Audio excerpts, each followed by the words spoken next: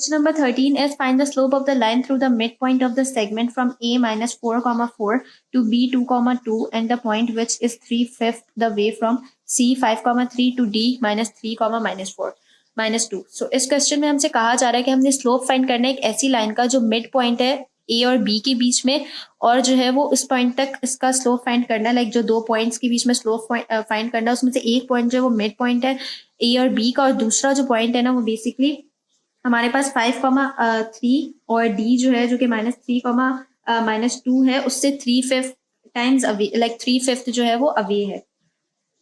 सो 3/5 away है, so obviously हमारे पास जो रेशियो है वो 3:2 बनेगा. और यहाँ पर जो है वो अब हम लोग इस क्वेश्चन को सॉल्व कैसे करेंगे वो इस तरह से हम लोग करेंगे कि हम लोग सबसे पहले जो है वो, क्योंकि हमारे पास पी जो है वो बेसिकली मिड पॉइंट है ए और बी का, सो मिड पॉइंट का फॉर्मूला यूज करेंगे और उसकी हेल्प से जो है वो हम लोग 3 को फाइंड कर लेंगे, लाइक पी को फाइंड कर लेंगे, पी के कोऑर्डिनेट्स. और उसके बाद जो सी और डी है और यहाँ पर हमें रेशियोज भी गिवन है, सो हम लोग रेशियो डिवीजन फॉर्मूला यूज करके क्यू के कोऑर्डिनेट फाइंड कर लेंगे. और फिर जब हमारे पास पी और क्यू दोनों के कोऑर्डिनेट्स आ जाएंगे तो हमने फाइंड क्या करना है, स्लोप फाइंड करना है. सो हम इजीली जो है वो स्लोप का फॉर्मूला यूज करेंगे और जो है वो हम लोग स्लोप फाइंड कर लेंगे. सो क्वेश्चन जो है वो स्टार्ट करते हैं. सबसे पहले सोल्यूशन की हेडिंग आ जाएगी. उसके बाद सबसे पहले तो हम लोगों ने मिड पॉइंट फाइंड करना है ना.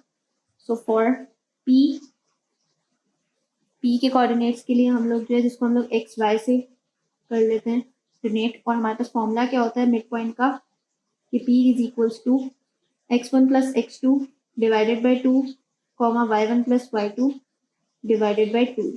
तो ये जो है वो हमारे पास मिड पॉइंट का फॉर्मूला होता है.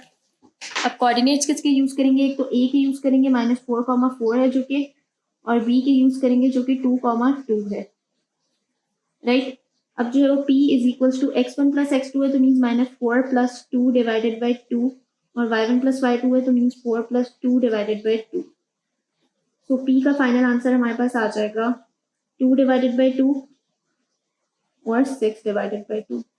2 और 3 और 2 से 2 कैंसिल हो जाएगा. सो हमारे पास फाइनल आंसर बनेगा P इज इक्वल्स टू 1,3. तो ये जो है वो बेसिकली हमारे पास -2. अच्छा, यहाँ पर क्योंकि -4 प्लस 2 था तो -2 होगा और ये -1 बनेगा, राइट.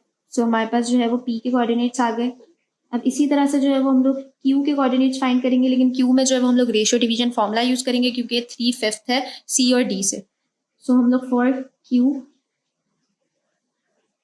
एक्स वाई, सो इसमें जो है वो हम लोग फॉर्मूला यूज करेंगे जो कि हमारे पास होता है x comma y is equals to m1x2 plus m2x1 divided by m1 plus m2. Similarly y के लिए होता है m1 y2 plus m2 y1 divided by m1 plus m2. अब यहाँ पर अगर कोऑर्डिनेट्स वगैरह देख लें तो हमारे पास C के कोऑर्डिनेट्स है 5,3 और D के कोऑर्डिनेट्स है -3, -2 और m1 रेशो m2 है हमारे पास 3:2. x, y as it is आएगा हमारे पास इज इक्वल्स टू m1 जो है वो हमारे पास 3 है, x2 जो है वो हमारे पास -3 है, प्लस m2 जो है वो हमारे पास 2 है और x1 जो है वो हमारे पास 5 है, divided by m1 plus m2 का मतलब है 3 प्लस 2. m1 अगेन हमारे पास 3 है, y2 हमारे पास -2 है, प्लस m2 हमारे पास 2 है और y1 हमारे पास 3 है और m1 प्लस m2 का मतलब 3 प्लस 2. सो इसको जल्दी से कैलकुलेटर में, अच्छा यहाँ पे दिख नहीं रहा था, इसको जल्दी से कैलकुलेटर में पुट कर लेंगे. सो हमारे पास आएगा 3 मल्टीप्लाई बाय -3 प्लस 10, 3 प्लस 2. सो ये हमारे पास बन जाएगा 1/5. x कॉमा y था हमारे पास इज इक्वल्स टू 1/5 बना. और यहाँ से अगर देखें तो यहाँ पर आएगा हमारे पास -2 और यहाँ पर आएगा 2 मल्टीप्लाई बाय 3 और ये बन जाएगा 0. सो हमारे पास जो कोऑर्डिनेट्स आ रहे हैं 1/5 और 0 आ रहा है. सो ये जो है हमारे पास हो गए Q के कोऑर्डिनेट्स. सो इधर लिख लेंगे Q इज इक्वल्स टू 1/5, 0. सो अब जब हमारे पास P और Q के कोऑर्डिनेट्स आ गए तो हमने फाइंड क्या करना था, हमने फाइंड करना था स्लोप. सो स्लोप का फॉर्मूला यूज करेंगे जो कि हमारे पास होता है m is equals to y2 minus y1 divided by x2 minus x1 for slope. अब इसके लिए जो है वो p के कोऑर्डिनेट्स लिख लेते हैं यहाँ पर, जो कि हमारे पास है -1,3, और q के कोऑर्डिनेट्स जो कि हैं 1/5, 0, m is equals to y2 - y1 mean 0 - 3, और x2 - x1 means 1/5, minus minus plus हो जाएगा और +1। सो अब हमारे पास बनेगा m is equals to -3 divided by 1 plus, यहाँ पर एलसीएम लेंगे, सो ये हमारे पास बन जाएगा m is equals to -3, 5 + 1 6 divided by 5, so m is equals to -3 multiply जब 5 होगा ऊपर जाके हमारे पास, so multiply by 5 divided by 6 is equals to 5 3 ज़ा 15 -15 हो जाएगा और नीचे 6 हो जाएगा, 3 2 ज़ा 6 और 3 5 ज़ा 15। सो फाइनल आंसर हमारे पास जो आएगा वो आएगा अच्छा 3 2 ज़ा 6 और 3 5 ज़ा 15 होगा यहाँ पे, सही 3 मैंने गलती से लिख दिया था। सो फाइनल आंसर हमारे पास आ जाएगा -5/2, और ये आ गया हमारे पास final answer. Now question number 14 is find the measure of the angle from the line through -3, 1 and 4, 3 to the line through 1, -2 and 6, 7। सो इस क्वेश्चन में जो है वो हमसे एंगल फाइंड करने को कहा जा रहा है। हमारे पास दो लाइंस हैं जो कि एक दूसरे को इंटरसेक्ट कर रही हैं, एक L1 है और एक L2 है। अब L1 के स्लोप को मैंने M1 कंसीडर किया और L2 के स्लोप को मैंने M2 कंसीडर किया है। अब इधर हमारे पास पॉइंट्स भी गिवन है, सो A के पॉइंट्स जो है वो हमारे पास -3, 1 है, B के 4, 3, C के 1, -2 और D के 6, 7। अब हमसे फाइंड करने को कहा जा रहा है एंगल। सो हमारे पास एक एंगल का फॉर्मूला होता है जो कि हम लोग with the help of slope find कर सकते हैं, और वो फॉर्मूला होता है हमारे पास, यहाँ पर पहले सोल्यूशन की हेडिंग डाल लेंगे और उस फॉर्मूले के अकॉर्डिंगली हमारे पास होता है tan theta is equals to m2 - m1 divided by 1 + m1 m2। So ये हमारे पास जो है वो एंगल फाइंड करने का जो है वो फॉर्मूला होता है जब हमारे पास स्लोप गिवन हो। सो अब यहाँ पर जो है वो हमारे पास हम लोग स्लोप फाइंड कर सकते हैं, क्योंकि हमारे पास m1 के भी पॉइंट्स गिवन है जो कि a b है, और m2 के भी पॉइंट्स गिवन है जो कि हमारे पास c d है। सो सबसे पहले हम m1 फाइंड करेंगे और फिर हम लोग m2 फाइंड करेंगे और फिर इस फॉर्मूले में पुट करेंगे और एंगल फाइंड कर लेंगे, क्योंकि हमने क्वेश्चन में के अकॉर्डिंगली हमने फाइंड क्या करना है, एंगल फाइंड करना है। सो अब सबसे पहले यहाँ पर लिख लेते हैं फॉर m1। अब स्लोप का फॉर्मूला हमें पता है। सबसे पहले तो उसके पॉइंट्स लिख लेंगे जो जो हमें गिवन है। ए हमें गिवन है एक तो जो कि है -3, 1 और बी गिवन है जो कि 4, 3 है, सही। अब इसका फॉर्मूला लिख लेंगे। हमारे पास स्लोप का फॉर्मूला होता था m is equals to y2 - y1 divided by x2 - x1, right. So अब m1 फाइंड कर रहे हैं। सो m1 is equals to y2 यहाँ पर 3 है, माइनस y1 हमारे पास 1 है, x2 यहाँ पर 4 है और x1 हमारे पास -3, लेकिन माइनस माइनस प्लस हो जाएगा, सो प्लस का 3। सो फाइनली हमारे पास m1 बनेगा 2 अपॉन, और 4 + 3 हमारे पास हो जाएगा 7। सो m1 बन गया हमारे पास, m1 हमारे पास बन जाएगा 2/7। अब इसी तरह से हम लोग m2 फाइंड करेंगे। सो यहाँ पर लिख लेंगे फॉर m2, और m2 के लिए हमारे पास क्या क्या पॉइंट्स गिवन है। एक तो हमारे पास c है जिसके कोऑर्डिनेट्स हमारे पास 1, -2 है, और हमारे पास d है जिसके कोऑर्डिनेट्स 6, 7 है। अगेन वही फॉर्मूला यूज करेंगे, m is equals to y2 - y1 divided by x2 - x1। m2 is equals to y2 यहाँ पर 7 और y1 -2 है, सो 7 माइनस माइनस प्लस हो जाएगा, +2 डिवाइडेड बाय 6, x2 और x1 जो है वो 1 है, सो 6 - 1, सो फाइनली ये बन जाएगा 9/5, राइट। सो m2 हमारे पास आ गया 9/5, जबकि m1 हमारे पास आ गया था 2/7। अब इसको जो है वो फॉर्मूले में पुट करेंगे जो कि हमारे पास tan थीटा वाला फॉर्मूला था। तो यहाँ पर मैं एक बार फॉर्मूला लिख रही हूँ जो कि हमारे पास tan theta is equals to m2 - m1 divided by 1 + m1 m2। Theta क्योंकि हमने एंगल फाइंड करना है तो tan जो है वो उस टाइप लाइक अपने पास राइट साइड पे जाके tan इनवर्स बन जाएगा। सो हमारे पास tan इनवर्स आ जाएगा, और m2 जो है वो यहाँ पर हमारे पास 9/5 है, सो 9/5 माइनस m1 हमारे पास 2/7 है, divided by 1 plus m1 m2 है. सो 1 प्लस m1 हमारे पास अगेन 2/7 है और m2 हमारे पास 9/5 है. सो इसको जल्दी से हम लोग कैलकुलेटर में पुट कर लेंगे डायरेक्टली. सबसे पहले तो हम लोग इस पूरे को सॉल्व कर लेते हैं. सो हमारे पास ये बनेगा 9 divided by 5 minus 2 divided by 7. So यहाँ पर तो ये हमारे पास बन जाएगा theta is equals to 10 inverse और ये हमारे पास बन जाएगा ऊपर 53 डिवाइडेड बाय 35 और इसके नीचे हमारे पास जो ये पूरा है जब ये सॉल्व होगा तो हमारे पास बनेगा. अच्छा यहाँ पर 7 5 से 35 होता है और जब यहाँ पर हम लोग एलसीएम लेंगे सो 35 क्योंकि हमारे पास यहाँ पर आ रहा है सो ये भी 35 बन जाएगा. सो ये बनेगा 35 प्लस 9 2 18 और डिवाइडेड बाय 35 राइट. तो ये हमारे पास कुछ बन जाएगा 35 प्लस 18 अगेन हमारे पास 53 बनेगा. So theta is equals to 10 inverse 53 divided by 35 divided by 53 divided by 35 कुछ इस तरह से बना है. अब यहाँ पर देखें तो 35 से 35 कैंसिल हो जाएगा, 53 से 53 कैंसिल हो जाएगा. सो हमारे पास यहाँ पर बचेगा सिंपली 1 और theta is equals to 10 inverse 1 हमारे पास इक्वल आ जाएगा 45 डिग्रीज के. सो ये हमारे पास इसका आंसर बन जाएगा. Now question number 15 is find the measure of the angle from the line with slope minus 2/3 to y-axis and x-axis. So इस क्वेश्चन में अगेन हमसे एंगल फाइंड करने को कहा जा रहा है. हमें स्लोप गिवन है हमारे पास और हमसे कहा जा रहा है वाई एक्सिस और एक्स एक्सिस पे हमें एंगल फाइंड करना है.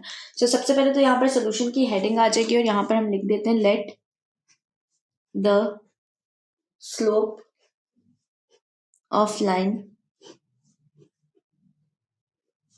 m1 is equals to -2/3. So हमें स्लोप गिवन था सो उसको हमने m1 जो है वो लेट कर लिया और -2/3 है. अब हमने फाइंड करना है वाई एक्सिस और एक्स एक्सिस पे. सो सबसे पहले अगर हम लोग वाई एक्सिस पे फाइंड कर रहे हैं तो हमें पता है कि वाई एक्सिस पे हमारे पास जो स्लोप होता है यानी कि जिसको हम लोग m2 से लेट कर रहे हैं वो हमारे पास होता है इन्फिनिटी. ये बात हम लोग पहले भी डिस्कस कर चुके थे काफ़ी डिटेल में प्रीवियस क्वेश्चंस में.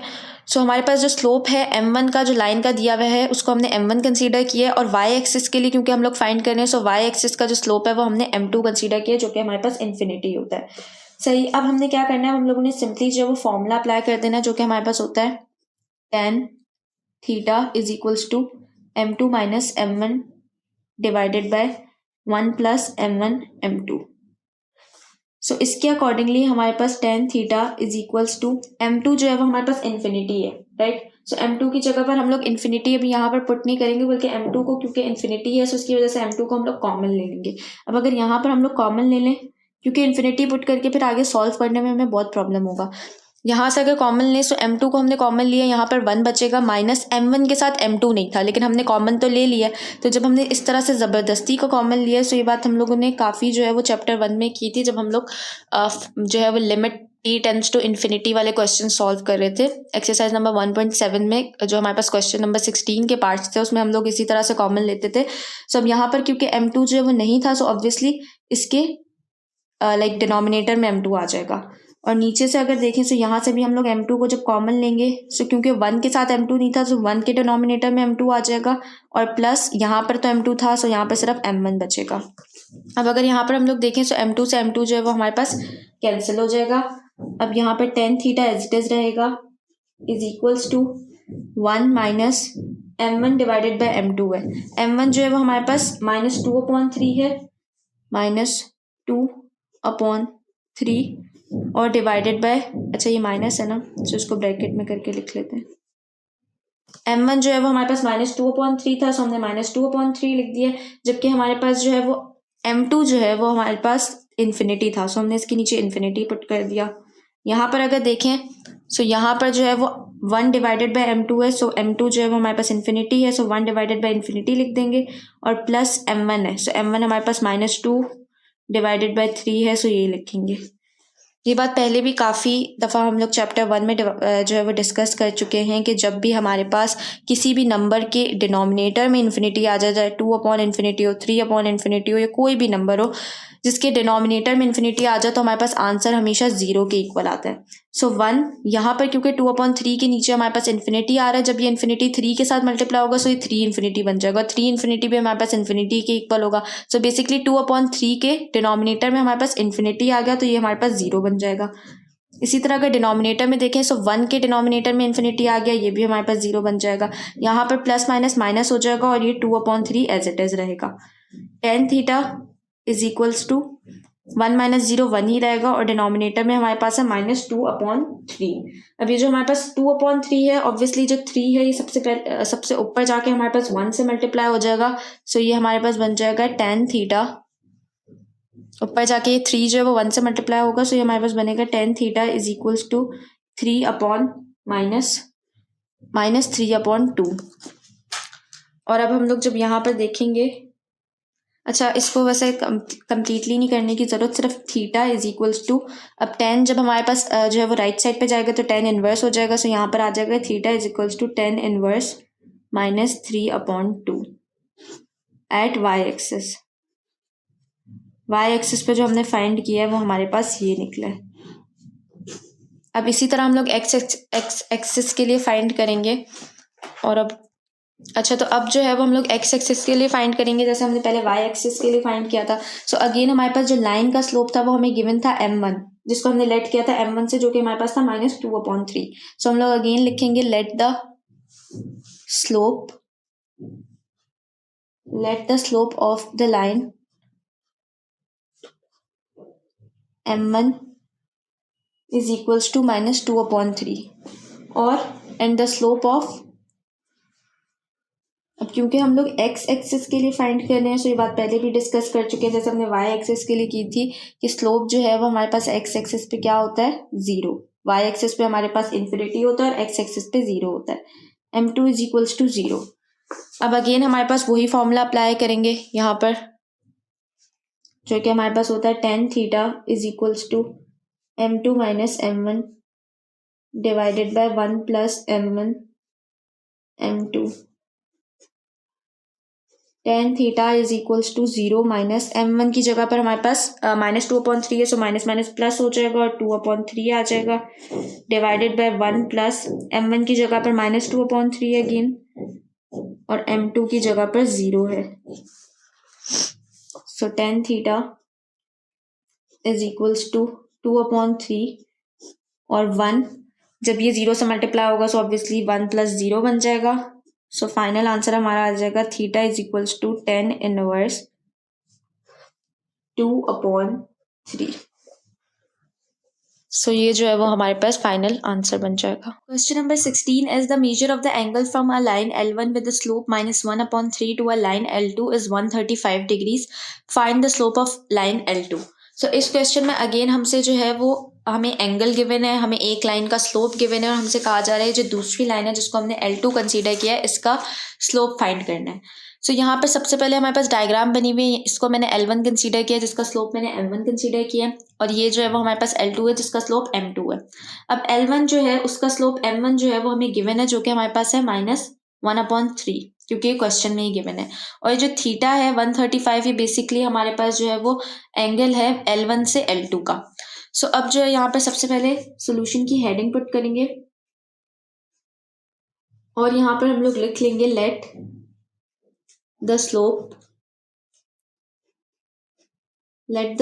Of L1 is equals to M1 is equals to -1/3 and L2 is equals to M2 is equals to question mark, क्योंकि M2 का स्लोप हमने फाइंड करना है लाइक L2 का स्लोप, और हमारे पास जो है वो theta is the angle from L1 to L2 is equals to 135 degrees. यहाँ पर सबसे पहले हम लोग अगेन वही फॉर्मूला यूज करेंगे जो कि हमारे पास होता है tan theta is equals to m2 - m1 divided by 1 + m1 m2। अच्छा, एक चीज़ और यहाँ पर मैं मेंशन करना चाहती हूँ कि हमारे पास एक फॉर्मूला इसका होता है tan theta is equals to m2 minus m1 divided by 1 plus m1 m2, और एक और फॉर्मूला होता है हमारे पास जो कि हमारे पास होता है tan theta is equals to m1 minus m2 divided by 1 plus m1 m2। अब इसमें जो है वो हमारे पास m1 माइनस m2 है और इसमें हमारे पास m2 माइनस m1 है, सो इससे बाद में बहुत कन्फ्यूजन होती है क्योंकि कुछ जगहों पर ये वाला फॉर्मूला यूज़ होगा। सो ये बात आपने याद रखनी है कि हमारे पास जहाँ से जहाँ तक एंगल बन रहा है ये इस पे डिपेंड करता है। अगर हमारे पास एंगल जो है वो L1 से L2 की तरफ बन रहा है तो हमारे पास L2 माइनस L1 होगा। L2 का स्लोप जो है उससे माइनस करेंगे L1 को। अगर यही एंगल हमारा L2 से L1 की तरफ बन रहा होता, लाइक ये हमारे पास इसी तरह से होता और ये हमारे पास L2 होता और ये हमारे पास L1 होता और ये कुछ इस तरह से बन रहा होता अगर, सो फिर हमारे पास कौन सा फॉर्मूला होता है, ये वाला फॉर्मूला यूज हो रहा होता। जिसकी तरफ एरो होगा यानी जिसकी तरफ एंगल बन रहा होगा उसमें से जो है वो हमारे पास जिसकी तरफ से एंगल निकला है वो माइनस हो जाता है। अब यहाँ पर क्योंकि L1 की तरफ एंगल हमारा बन रहा था सो हमारे पास M1 माइनस M2 वाला फॉर्मूला लगता। इसी तरह से यहाँ पर हमारे पास L2 की तरफ एंगल बन रहा है सो हमारे पास M2 माइनस M1 होगा। सो इस बात को याद रखना है क्योंकि आगे जब वो वाला फॉर्मूला यूज होगा सो उसमें काफ़ी कन्फ्यूजन होती है कि ये फॉर्मूला क्यों नहीं यूज़ कर रहे हैं और वो फॉर्मूला क्यों यूज़ कर रहे हैं। अब जो है वो अपना क्वेश्चन स्टार्ट करेंगे। हमने यहाँ पर लिख लिया formula tan theta is equals to m2 minus m1 divided by 1 plus m1 m2। अब tan हमारे पास जो एंगल है वो हमें गिवन है क्वेश्चन में जो कि हमारे पास 135 डिग्रीज है, सो tan 135 लिख लेंगे हम लोग इज इक्वल्स टू m2 हमने फाइंड करना है so m2 as it is रहेगा, माइनस m1 जो है वो हमें माइनस 1/3 गिवन है सो माइनस 1/3 लिख लेंगे डिवाइडेड बाय 1 प्लस m1 हमारे पास अगेन माइनस 1/3 और m2 हमें फाइंड आउट करना है। tan 135 हमारे पास -1 के इक्वल होता है सो -1 आ जाएगा यहाँ पर। m2 माइनस माइनस प्लस हो जाएगा प्लस 1/3 बन जाएगा ये divided by 1 plus minus minus again और 1/3 इसको इस तरह से लिखेंगे, बल्कि यहाँ पर प्लस का साइन है सो प्लस आएगा यहाँ पर और यहाँ पर m2 एज इट इज रहेगा, राइट। -1 एज इट इज रहेगा। यहाँ पर जब हम लोग LCM लेंगे तो ये बनेगा 3m2 plus 1 divided by 3 divided by 1 plus minus हमारे पास माइनस हो जाएगा और यहाँ पर हमारे पास बनेगा m2 डिवाइडेड बाय 3। सही, यहाँ पर हमारे पास बन गया m2 डिवाइडेड बाय 3। अब -1 अगेन एज इट इज रहेगा हमारे पास 3m2 plus 1 divided by 3 divided bye, यहाँ पर जब LCM लेंगे तो ये हमारे पास बनेगा 3 माइनस m2 डिवाइडेड बाय 3 से 3 हमारे पास कैंसिल हो जाएगा, ये 3 माइनस m2 जाके -1 से मल्टीप्लाई होगा। बाकी का क्वेश्चन हम लोग इधर ही सॉल्व कर लेते हैं। सो हमारे पास कुछ इस तरह से बन गया कि -1 is equals to 3m2 plus 1 divided by 3 minus m2। अब ये हमारे पास जो 3 माइनस m2 है ये हमारे पास राइट साइड पे डिवाइड हो रहा था, लेफ्ट साइड पे जाके मल्टीप्लाई होगा सो -1 हम लोग मैंने नहीं लिखा, सिर्फ यहाँ पर माइनस लिखा है और 3 minus m2 is equals to 3m2 plus m1। यहाँ पर हमारे पास जो माइनस अंदर मल्टीप्लाई होगा सो -3 हो जाएगा, यहाँ पर माइनस माइनस प्लस m2 हो जाएगा और is equals to 3m2 plus 1 -3 plus m2, यहाँ पर है 3m2 को जब हम लोग जो है वो लेफ्ट साइड पर लाएंगे तो -3m2 बन जाएगा और इसी तरह 1 को जब हम लोग लेफ्ट साइड पे लाएंगे तो -1 बन जाएगा is equals to 0। So -3 minus 1 जो है वो हमारे पास -4 बन जाएगा और यहाँ पर m2 माइनस 3m2 जो है वो -2m2 बन जाएगा इज इक्वल्स टू 0। अब हम लोग क्या करेंगे कि जो -4 है ये हमारे पास राइट साइड पे जाएगा तो m2 को यहीं पर रखेंगे, -4 हमारे पास राइट साइड पे जाएगा तो हमारे पास ये बन जाएगा 4। सिमिलरली -2m2 है, अब ये जो -2m2 है मल्टीप्लाई हो रहा है m2 से, सो हमारे पास जब ये राइट साइड पे जाएगा सो ये डिवाइड होगा, सो ये -2 आ जाएगा, 2 2 ज़ा 4 सो हमारे पास m2 जो है वो फाइनली आ जाएगा -2 के इक्वल। सो यही होगा हमारे पास आंसर।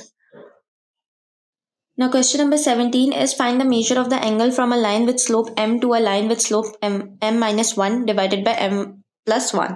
So इस क्वेश्चन में अगेन हमसे एंगल फाइंड करने को कहा जा रहा है और इसमें हमें m1 जो है वो m के इक्वल दिया हुआ है और m2 जो है वो हमें m minus 1 divided bye m plus 1 के इक्वल दिया हुआ है और हमें सिंपली क्या करना है कि एंगल को फाइंड करना है। सो वही फॉर्मूला हम लोग यूज़ करेंगे और डायरेक्टली इसको सॉल्व करेंगे। सबसे पहले तो हमारे पास सोल्यूशन की हेडिंग आ जाएगी और यहाँ पर हम लोग लिख लेंगे simply m1 is equals to m, जो कि हमें क्वेश्चन में गिवन है, सो लेट लिखने की जरूरत नहीं बिकॉज हम खुद से लेट नहीं कर रहे हैं यहाँ पर। और m2 जो है वो हमें क्वेश्चन में ही गिवन है m-1 डिवाइडेड बाय m+1 के इक्वल।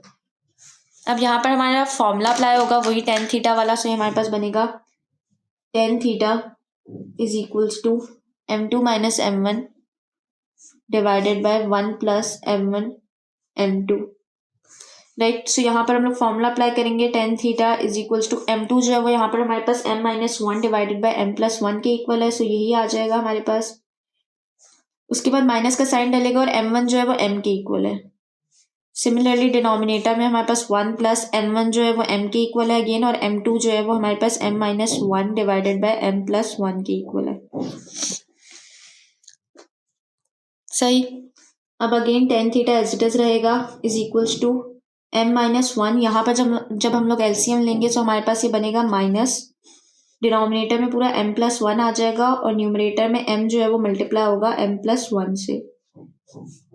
सिमिलरली यहाँ पर हमारे पास जब एलसीएम लिया जाएगा सो अगेन m+1 आ जाएगा इस साइड पर हमारे पास, क्योंकि 1 के नीचे डिनोमिनेटर में कुछ भी नहीं है, और ये m जो है वो अंदर जाके जब मल्टीप्लाई होगा सो m से मल्टीप्लाई होगा तो m स्क्वायर बन जाएगा, माइनस का साइन होगा और m जो है वो 1 से मल्टीप्लाई होगा सो m रहेगा, और नीचे हमारे पास एलसीएम आ जाएगा m+1 से कैंसिल हो जाएगा। tan theta as it is रहेगा बिल्कुल, m-1 भी एज इट इज रहेगा, ये माइनस m अंदर जाके जब मल्टीप्लाई होगा m से, सो ये बन जाएगा minus m square, minus plus minus, और m जो है जब 1 से मल्टीप्लाई होगा सो m बनेगा। सिमिलरली डिनोमिनेटर में m+1 plus m square minus m आ जाएगा, m से माइनस m कैंसिल हो जाएगा, m से माइनस m कैंसिल हो जाएगा again. tan theta as it is रहेगा is equals to -1 minus m square और +1 प्लस m स्क्वायर हो जाएगा। यहाँ से हम लोग सिंपली क्या करेंगे, ऊपर से हम लोग कॉमन ले लेंगे, माइनस को कॉमन ले लेंगे ऊपर से। जब माइनस को कॉमन लेंगे तो अंदर हमारे पास जो नेगेटिव m2 था ये पॉजिटिव m2 हो जाएगा, क्योंकि माइनस माइनस प्लस होता है, और नेगेटिव 1 जो था ये भी पॉजिटिव 1 हो जाएगा, और डिनोमिनेटर में तो वैसे ही m2 प्लस 1 था, m2 प्लस 1 m2 प्लस 1 से कैंसिल हो जाएगा, सो यहाँ पर हमारे पास बचेगा tan theta is equals to -1, और theta is equals to tan inverse -1 हमारे पास आ जाएगा, थीटा इज इक्वल, सो ये हमारे पास आ जाएगा theta is equals to tan inverse -1, हमारे पास आ जाएगा -45 डिग्रीज के इक्वल, जिसको हम लोग 135 भी लिख सकते हैं, राइट। सो ये जो है वो हमारे पास आंसर बन जाएगा इसका, और आई होप कि अब क्लियर होगा आपको। Question number 18 is find the tangents of the angles of the triangle whose vertices are a 4, 1, b -1, 3 and c -5, -2. So इस क्वेश्चन में जो है वो हमसे कहा जा रहा है कि हमारे पास जो एक ट्राइंगल होता है उसके बेसिकली 3 एंगल्स बन रहे होते हैं, सो हमसे उन तीनों एंगल्स को फाइंड करने को कहा गया है। दूसरा, हमारे पास जो तीनों वर्टिसेस हैं ट्राइंगल के उसके कोऑर्डिनेट्स भी गिवन है, ए के हमारे पास 4, 1 है, बी के हमारे पास -1, 3 है, और सी का -5, -2 है। सिमिलरली मैंने ए टू बी जो है इसके स्लोप को m1 कंसीडर किया है, बी टू सी को m2 और ए टू सी को m3 कंसीडर किया है, राइट। और दूसरा ये कि एंटी क्लॉकवाइज मैंने एंगल्स बनाए हैं, अगर आप एंटी क्लॉकवाइज बनाने से फिर आपको ए बी और सी तीनों के एंटी क्लॉकवाइज ही लेके चलने होंगे, और अगर क्लॉकवाइज बनाना चाहते हैं तो क्लॉकवाइज भी बना सकते हैं, लेकिन फिर तीनों को क्लॉकवाइज ही लेके चलेंगे। अब अगर यहाँ पर हम लोग देखें तो मैंने m1 m2 और m3 कंसीडर किया। अब इसमें मैं क्या करूँगी कि पहले तीनों स्लोप्स फाइंड कर लूँगी। सो मैंने यहाँ पर लिखा है फॉर m1, सो m1 के लिए सबसे पहले तो हम लोग जो है वो स्लोप का फॉर्मूला यूज़ करेंगे, जो कि हमारे पास होता है y2 minus y1 divided by x2 minus x1। सो यहाँ पर क्योंकि मैं m1 के लिए यूज़ कर रही हूँ सो a और b यूज़ होगा मेरे पास। a के कोऑर्डिनेट्स 4, 1 और b के -1, 3 हमारे पास यूज़ होगा। दूसरा m1 is equals to y2 minus y1 है, तो इसका मतलब है 3 - 1, और x2 माइनस x1 का मतलब है -1 - 4। सो ये बन जाएगा 3 - 1 2, और -4 - 1 जो है वो -5 बन जाएगा। सो बेसिकली हमारे पास m1 जो है वो आ जाएगा m1 इज इक्वल्स टू 2/5 और माइनस। सो इस तरह से हमने m1 निकाल लिया। अब एज इट इजली ऐसे ही सॉल्व करके हम लोग m2 निकाल लेंगे for m2 y2 minus y1 divided by x2 minus x1। m2 के लिए अब हमारे पास b और c के कोऑर्डिनेट्स यूज होंगे। सो b हमारे पास है -1, 3 और C हमारे पास है -5, -2, right.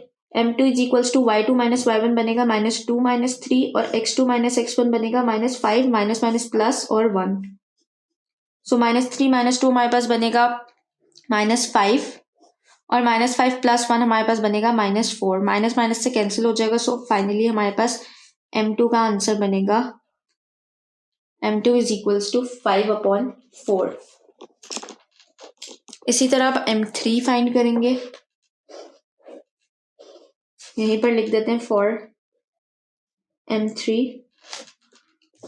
Again y2 minus y1 divided by x2 minus x1। m3 के लिए हमारे पास a और c के कोऑर्डिनेट्स यूज होंगे। a हमारे पास 4, 1 है और c हमारे पास -5, -2 है। सो y2 माइनस y1 हमारे पास बनेगा -2 -1 और x2 माइनस x1 बनेगा -5 -4।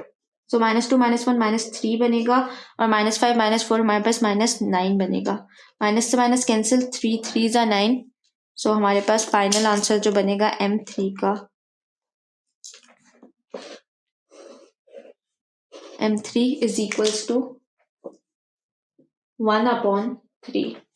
सो इस तरह से हमने m1 m2 m3 तीनों फाइंड कर लिए। अब हम लोग क्या फाइंड करेंगे कि हमें तीनों के एंगल्स फाइंड करने। तो सबसे पहले हमें tan A फाइंड करना होगा, फिर tan B और फिर tan C। सो सबसे पहले जो है वो फॉर tan A मैं यहाँ पर लिख दूंगी, फॉर tan A। और हमारे पास यहाँ पर फॉर्मूला आएगा। फॉर्मूला लिखने से पहले क्योंकि टेंजेंट A फाइंड कर रहे हैं हम लोग यहाँ पर, सो हमारे पास ये जो टेंजेंट A बन रहा है बेसिकली जो यहाँ पर जो A का एंगल बन रहा है A पर, ये हमारे पास m1 to m3 बन रहा है। सो जब ये m1 to m3 बनेगा तो हमारे पास जो फॉर्मूला आएगा वो हमारे पास बनेगा m3 - m1 क्योंकि m3 की तरफ बन रहा है। सो ये बात पहले भी डिस्कस कर चुके हैं कि जिसकी तरफ एंगल बन रहा होगा उसमें से हम लोग जो जहाँ से स्टार्ट हुआ एंगल उसको माइनस कर देंगे उसके स्लोप को। So basically m1 to m3 जा रहा है, सो m3 - m1 फॉर्मूला हमारे पास बनेगा। सो ये बनेगा tan A is equals to m3 - m1 divided by 1 + m1 m3। So m1 जो है वो हमारे पास था -2/5 और m3 हमारे पास था 1/3। सो ये इसी तरीके से जो है वो फाइंड करेंगे। tan A as it is रहेगा इज इक्वल्स टू m3 हमारे पास 1/3 है और माइनस माइनस प्लस हो जाएगा और m1 जो है वो 2/5 आ जाएगा।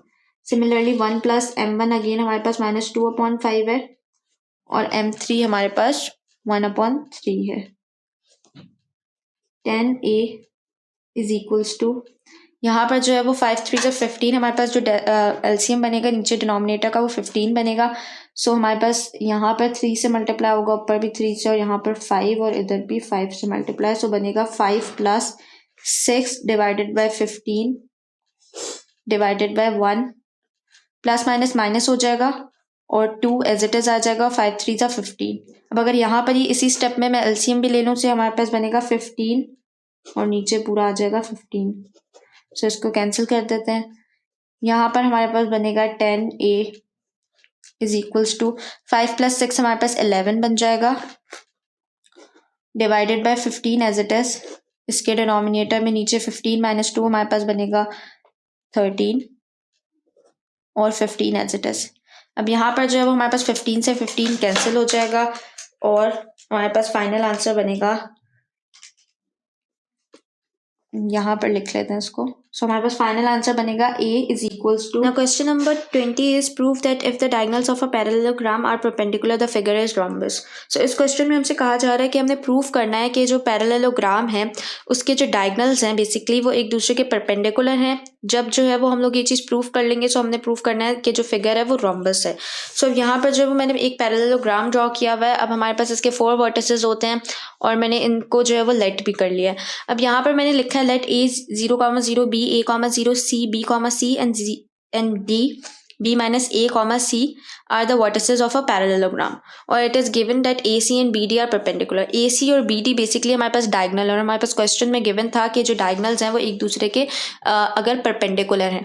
सो अब यहाँ पर हम लोग सबसे पहले तो क्या करेंगे कि हम लोग ये जो डायगोनल है इनके स्लोप फाइंड करेंगे। सबसे पहले हम लोग जो है वो A to C जिसको मैंने M1 कंसीडर किया है और B to D जिसको मैंने M2 कंसीडर किया है, इन दोनों के स्लोप्स फाइंड करेंगे। सो सबसे पहले जो है वो मैं M1 का स्लोप फाइंड करूंगी। सो इसके लिए मैं यहाँ पर लिख रही हूँ फॉर M1, और M1 के लिए अगेन फॉर्मूला हमारे पास वही होगा स्लोप का y2 minus y1 divided by x2 minus x1। और हमारे पास यहाँ पर जो है वो A to C के लिए हमारे पास A जो है वो 0,0 है, जबकि C जो है वो B,C है। So M1 is equals to y2 minus y1 का मतलब है C माइनस 0 और x2 माइनस x1 का मतलब है B माइनस 0। सो हमारे पास M1 बनेगा C अपॉन B। सिमिलरली हम लोग M2 फाइंड करेंगे। सो यहाँ पर लिखेंगे for M2 y2 minus y1 divided by x2 minus x1। यहाँ पर अब जो है वो M2 हम फाइंड कर रहे हैं। सो M2 के लिए हमारे पास B और D यूज होंगे। सो B के कोऑर्डिनेट्स A,0 है और D के कोऑर्डिनेट्स B माइनस A,C है। So M2 is equals to C minus 0 और B minus A। So M2 is equals to minus A। अच्छा, यहाँ पर हमारे पास है B minus A minus A। So minus A plus A हो जाएगा। ये मैंने गलती से इसको कैंसिल कर दिया। C upon B minus 2A बन जाएगा हमारे पास। अब क्योंकि क्वेश्चन में हमारे पास गिवन था कि जो डायगोनल्स हैं वो एक दूसरे के परपेंडिकुलर हों, सो यहाँ पर हम लोग लिखेंगे M1 multiply by M2 is equals to -1। ये हमारे पास मैंने बताया भी था कि प्रीवियस किसी वीडियो में कोई क्वेश्चन सॉल्व करते हुए कि हमारे पास परपेंडिकुलर की जब बात की जाए परपेंडिकुलर के स्लोप की, सो हमारे पास इस टाइप का ये भी यूज होता है कि M1 multiply by M2 is equals to -1, क्योंकि जो है वो हमारे पास एक दूसरे के नेगेटिव रेसिप्रोकल होते हैं। सो यहाँ पर ऊपर हम लोग ये भी लिख लेते हैं since AC and BD are perpendicular। सही। अब ये मैंने क्यों लिखा है यहाँ पर कि हमारे पास ये जो है वो AC का था और ये जो है वो BD का स्लोप है। तो M1 M2 भी लिख सकते हैं और AC और BD भी लिख सकते हैं। तो यहाँ पर हम सबसे पहले M1 पुट करेंगे। M1 हमारे पास C अपॉन B आया है मल्टीप्लाई बाय M2 जो है वो हमारे पास C upon B minus 2A आया है is equals to -1 as it is रहेगा। C से जब मल्टीप्लाई होगा तो हमारे पास ये बन जाएगा C स्क्वायर, और डिनोमिनेटर में हमारे पास जब B माइनस A से मल्टीप्लाई होगा तो सबसे पहले B से मल्टीप्लाई होगा, सो हमारे पास बन जाएगा B स्क्वायर, और उसके बाद जब यही B 2A से मल्टीप्लाई होगा तो ये बन जाएगा 2AB is equals to -1। C square अपनी जगह पर रहेगा। यहाँ से हटा देते हैं। -1 से जो है वो B square minus 2AB multiply होगा, सो हमारे पास बनेगा C square is equals to -B square minus minus plus 2AB। So finally हमारे पास यहाँ से बना के B स्क्वायर को इस साइड पर ले आएंगे हम लोग, सही, और plus C square is equals to 2AB। So question में क्योंकि हमारे पास पहले ये लिखा हुआ था कि जो डायगोनल्स एक दूसरे के परपेंडिकुलर है, सो जब हमने परपेंडिकुलर शो किया सो हमारे पास कुछ इस तरह से हमारे पास आ गया B square plus C square is equals to 2AB। अब हम लोग अपने मेन क्वेश्चन की तरफ जाएंगे जिसमें हमें प्रूफ करना है कि जो फिगर है वो रोम्बस है। सो रोम्बस एक ऐसी फिगर होती है जिसपे हमारे पास जो चारों साइड्स होती है उनकी लेंथ सेम होती है। सो अब जो है वो हम लोग सिंपली लेंथ फाइंड करेंगे। हमने हाफ पार्ट जो है वो सॉल्व कर लिया और अब जो है वो सिंपली हमने सिर्फ प्रूफ करना है कि जो चारों साइड्स है इनकी, क्योंकि रोम्बस एक ऐसी फिगर होती है जिसकी चारों साइड्स की लेंथ जो है वो सेम होती है, कि चारों साइड्स की लेंथ जो है वो सेम हो। सो अब यहाँ पर मैंने लिखा भी है ऊपर, now to prove ABCD is rhombus we must show that all the four sides are equal. और यहाँ पर हमारे पास जो फॉर्मूला लगेगा वो यही लगेगा, √x2 माइनस x1 का whole square plus y2 minus y1 का होल स्क्वायर। अब सबसे पहले A to B की लेंथ फाइंड करेंगे। इसके लिए A जो है वो हमारे पास 0,0 है और B जो है वो हमारे पास A,0 है, राइट। सो अब यहाँ पर जो है वो हमारे पास आ जाएगा A to B के लिए सबसे पहले is equals to √x2 minus x1 का होल स्क्वायर है तो मतलब A माइनस 0 का whole square plus y2 minus y1 का होल स्क्वायर है तो मीन 0 माइनस 0 का होल स्क्वायर। सो हमारे पास A to B की जो लेंथ है वो आएगी √A स्क्वायर, और स्क्वायर से रूट कैंसिल हो जाएगा, सो हमारे पास आ जाएगा A to B जो आएगा वो आएगा A, राइट। हमारे पास A के इक्वल आ जाएगा। अब इसी तरह से जो है वो हम लोग B to C फाइंड करेंगे। सो यहाँ पर मैं लिख भी देती हूँ for B to C। So B to C के लिए हमारे पास B के कोऑर्डिनेट्स यूज होंगे जो कि अगेन हमारे पास थे B is equals to A,0 और सी के यूज होंगे जो कि हमारे पास थे बी कॉमा सी। तो यहाँ पर B to C as it is रहेगा। x2 माइनस x1 के होल स्क्वायर का मतलब है b माइनस ए का whole square plus y2 minus y1 के होल स्क्वायर का मतलब है c माइनस 0 का whole square. b to C as it is रहेगा इज इक्वल्स टू, यहाँ पर जो है वो a माइनस बी के होल स्क्वायर का फॉर्मूला खुल जाएगा। सो ये बनेगा B square minus 2ab plus A square और यहाँ पर प्लस c का स्क्वायर आ जाएगा। सो b टू c जो है इज इक्वल्स टू, यहाँ पर हमारे पास ये बन जाएगा। अच्छा, अब हमारे पास जो है वो हमने पहले जो है वो फाइंड किया था, जब हमने स्लोप्स को जो है वो स्लोप्स फाइंड करने के बाद जो है वो हम लोगों ने परपेंडिकुलर के लिए m1 multiply by m2 is equals to -1 जब हमने किया था तो हमारे पास एक चीज़ आई थी, वो ये आया था कि B square plus C square जो है वो 2ab के बराबर है, राइट। तो वही चीज़ यहाँ पर भी हम लोग लिखेंगे कि 2ab की जगह पर हम लोग लिख देंगे B square plus C square. So B square as it is रहेगा, -2ab की जगह पर आ जाएगा B square plus C square और plus A square plus C square.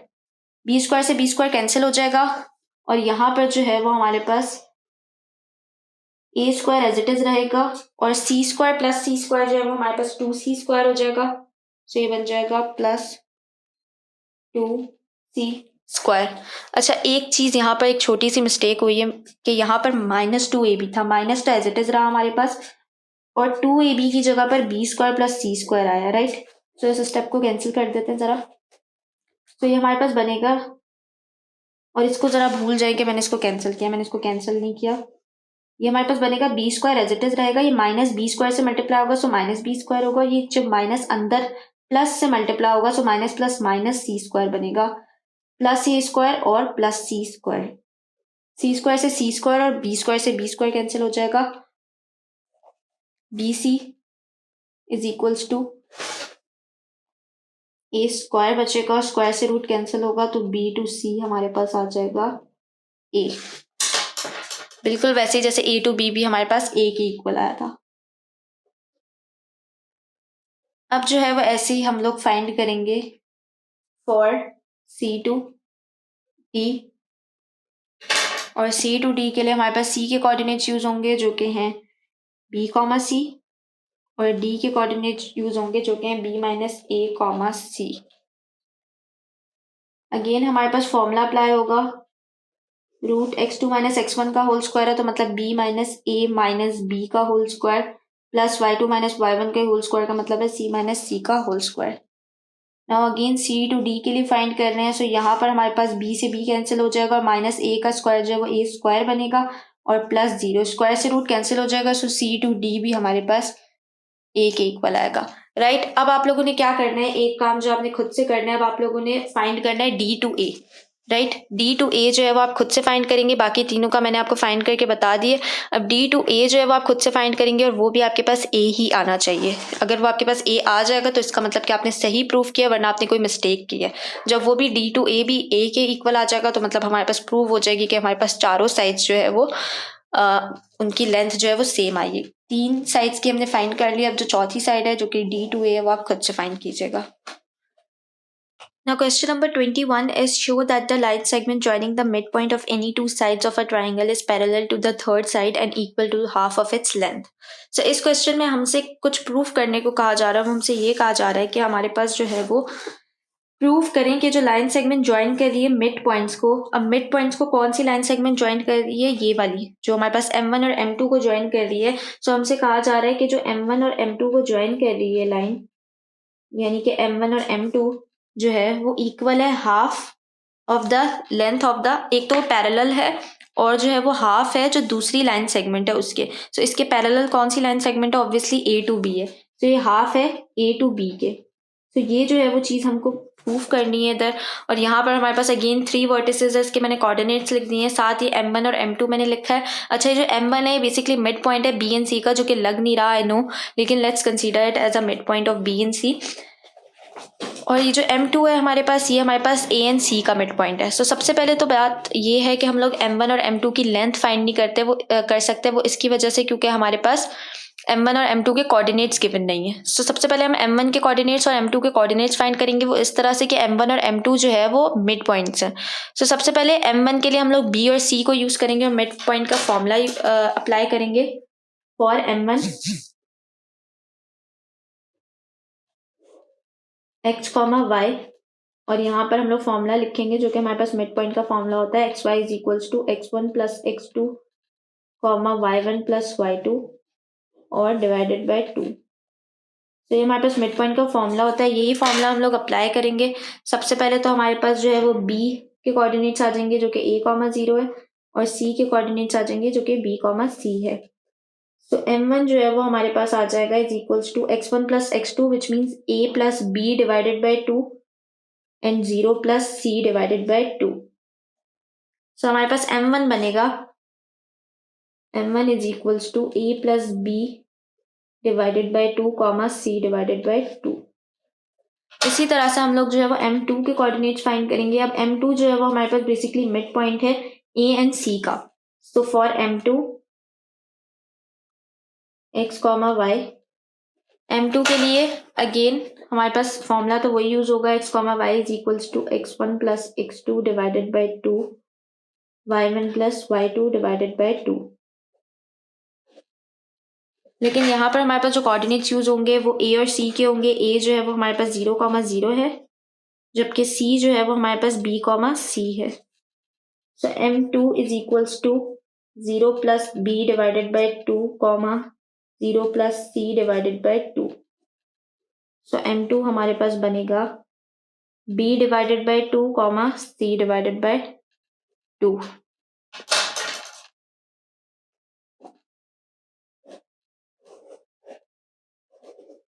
अब जब हमने m1 और m2 दोनों के कोऑर्डिनेट्स फाइंड कर लिए हैं, सो अब जो है वो हम लोग सिंपली क्या करेंगे कि इसकी लेंथ फाइंड कर लेंगे, या फिर उससे पहले हम लोग ये भी कर सकते हैं कि यहाँ पर हम लिख सकते हैं, बल्कि सबसे पहले हम लोग इसकी लेंथ ही फाइंड कर लेते हैं। सो लेंथ के लिए फॉर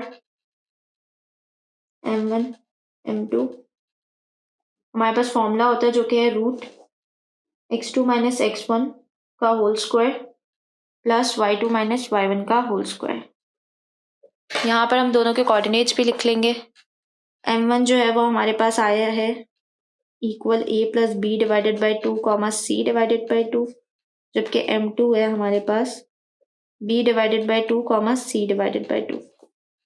सो हमारे पास m1 m2 की लेंथ आ जाएगी इक्वल x2 माइनस x1 के होल स्क्वायर के equal means b upon 2 minus a minus B divided by 2, क्योंकि प्लस माइनस माइनस हो जाएगा, सो इसकी वजह से मैंने माइनस लिखा है।